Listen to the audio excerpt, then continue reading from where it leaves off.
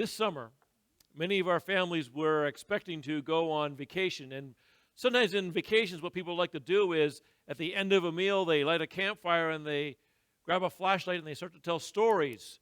Stories of family, but also sometimes stories that are a little scary, a little worrisome, a little fearful.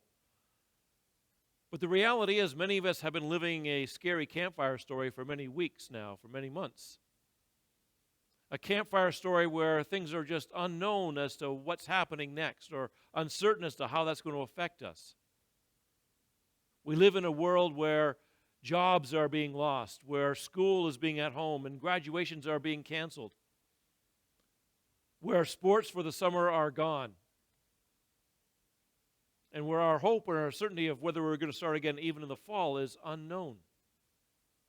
We're reminded of a story in the Bible of disciples who, after the crucifixion of Jesus on the Good Friday, were huddled in the upper room, afraid that the authorities would come and arrest them because they were part of Jesus' group, if you will.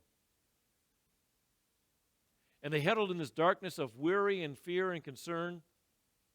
And then on Easter Sunday morning, the lights came on. Jesus was alive.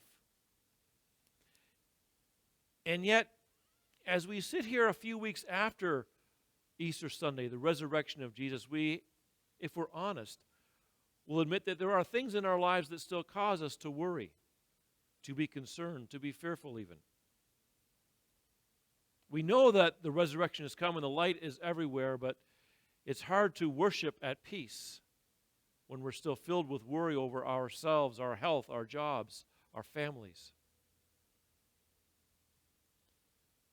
Sometimes, though, what we worship is not the Easter light, but the ongoing light that was always there, but not always seen. So I would invite you to come this Sunday, May the 10th, 2020, as we look at the worries of our life and how we can worship the life giver. I'm reading from Philippians 4, from the New International Reader's Version. Don't worry about anything. Instead, tell God about everything. Ask and pray. Give thanks to Him. Then God's peace will watch over your hearts and your minds because you belong to Christ Jesus. God's peace can never be fully, completely understood.